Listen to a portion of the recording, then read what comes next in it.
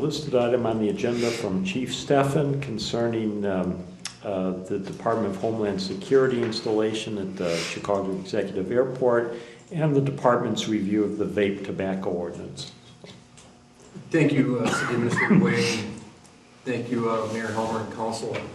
September 28th, at the personal invitation of Cook County Department of Homeland Security Deputy Director Thomas Tilton, officials from Prospect Heights and Wheeling, including Mayor Helmer and President Argyris, as well as representatives from our respective fire and police departments, are invited to take a tour of the Department of Homeland Security Emergency Management's facilities at Chicago Executive Airport. We'll have some photographs up on the board as I speak. The Cook County Department of Homeland Security serves 134 municipalities by providing resources and training to prepare for critical incidents ranging from natural disasters to assisting with special events and providing assets to local teams responding to dynamic situations. They're a conduit through which much of the federal funding to local law enforcement agencies now flow, and currently are responsible for administering the earned judicial advisory grants, with which we've received 2 squad cars in the recent year and a half. The Department of Homeland Security also provides resources and training funds for specialized MCAT and IPAS training, as well as rapid response and active shooter training to our police officers, along with offering the use of the virtual Shoot, Don't Shoot training center located at NIPSTA in Glenview. Cook County Department of Homeland Security and Emergency Management also assists local agencies by providing a systems-based resource allocation and distribution network of traditional and non-traditional equipment to first responders and special operations teams for emergency and sustained response, much like MABUS does for the fire departments. Much of this heavy equipment is demobilized military equipment that has been customized for emergency use during natural disasters, such as a dump truck, which has been converted to a personnel carrier to remove folks from flooded areas, to upgraded Humvee vehicles designed to operate in disaster situations, and vehicles designed to deliver first responders safely to crisis situations. Other equipment is new, such as high-capacity water pumps, generators, and highway information signs, which can be used to remove water, provide electricity, and provide crucial information. There's also specialized equipment available to restore or enhance communications and to set up emergency operations centers in case power is to go down. This equipment is pre-positioned at several sites throughout the county, including a location here at Chicago Executive Airport. Throughout the tour, Deputy Director Tilton emphasized cooperation, support, reliability, partnering, as well as maintaining open lines of communication to local jurisdictions. All of us who took advantage of the tour came away with a greater sense of what they can do and what they can provide us individually. And it's nice to know that this location is in our backyard. Their equipment was overwhelming to me. They have a generator that can power up a city, a small city. Wow. I mean, amazing stuff that they have in there. And when I thought about Homeland Security, I thought about, guns and shootings and that kind of stuff. They think about flooding. The first thing they discussed was, we know this is a flood-prone area, and we're here to help. And one of the things that really impressed me was they said, don't think anything's too big and don't think anything's too small. So pick up the phone and call us. We'll decide how we can help you, and we will help you. They were so positive. They're not a crowd, but 5, 6 people stationed there. They're there 24/7, and they're ready to mobilize at minutes' notice. That's here in our backyard, here at our airport. They're a phone call away. I've worked with them before. If we need any specialized equipment, even for like public events, such as like a block party or the 4th of July event, they provide equipment, lighting, street signs. They've been very receptive and easy to work with. So it was a nice visit, and yes, thank you for giving me the opportunity to talk about it. The other issue I'd like to go into, while we're doing tobacco compliance checks, we get a grant through the state of Illinois that allows us to go out and not looking to catch anybody doing wrong, but we're basically letting them know that we're checking for compliance to make sure that they're not selling to minors.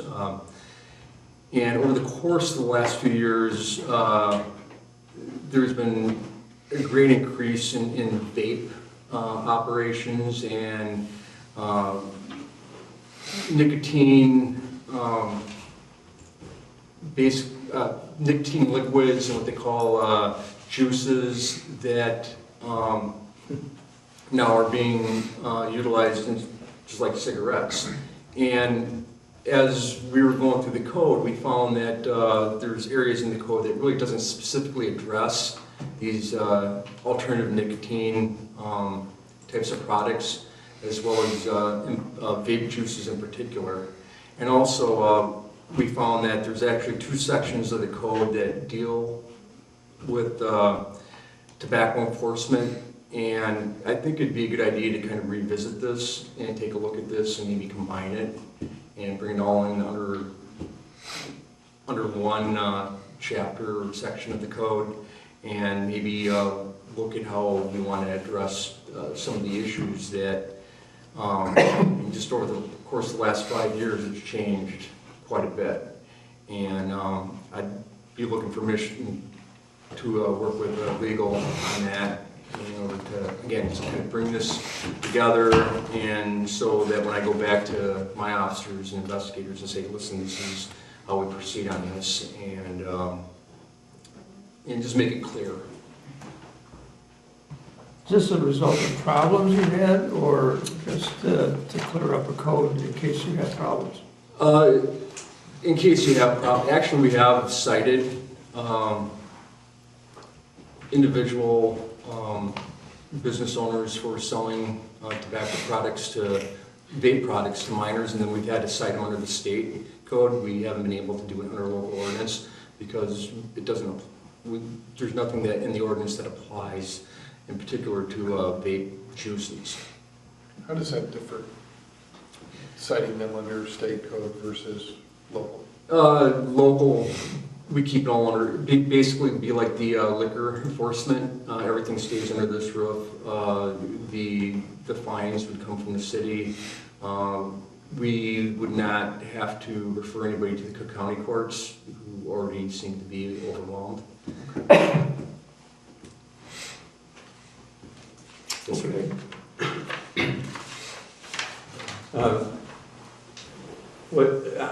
I like your idea, and I would support it. What do we have to do to give Chief Devin the go-ahead to go with this and work with legal counsel? What's necessary? Well, I think it'll be referred to our attorney. Right now, if you sell cigarettes, you can Okay, sell... as long as it gets referred, that's you all. can sell vape. Yeah, I think we need to take action on it because times have changed. Do we need to make a motion to take action to fight this? Typically not. I mean, unless somebody really doesn't want to do it. I think this is informational to the council, and if you don't object, then Chief and I will work together on a new ordinance and then in code. We should have something, I guess, maybe in the minutes that says, that indicates that, even though it's not a formal. Well, here's the thing. For the last 13, 14 years, I've worked with staff seamlessly, so I think rather than get formal where now before I work with staff, we need a vote by council, I would prefer, I think it works better if there's just no objection of the council. Okay, whatever, I just want to make sure that. Appreciate that, and it will. Thank you. And I was just wondering, does this include any kind of, the way with having a liquor license, whoever's selling the liquor, they have to go through some sort of background checks? Does this? It's one of the things we can look at. Right now, we don't do any type of background investigation for anybody that sells tobacco products. And now that you have different types of folks that sell, you have people that it's 100% that sell tobacco, and then you have people that tobacco is definitely not their main source of income. So like liquor, it becomes more complicated, and it's a couple of things that I would like to speak with council about.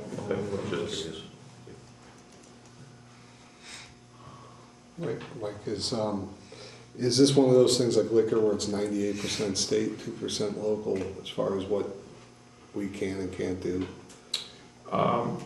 That's one way to look at it. I mean, there is a statutory ban. It's actually more like traffic in a lot of ways. We have the statutory ban that sets out the parameters that the local government can adopt, and we can adopt an ordinance as long as that ordinance is within the parameters of the statutory ban. So it is currently illegal in Illinois to sell e-cigarettes to people under 18 years old.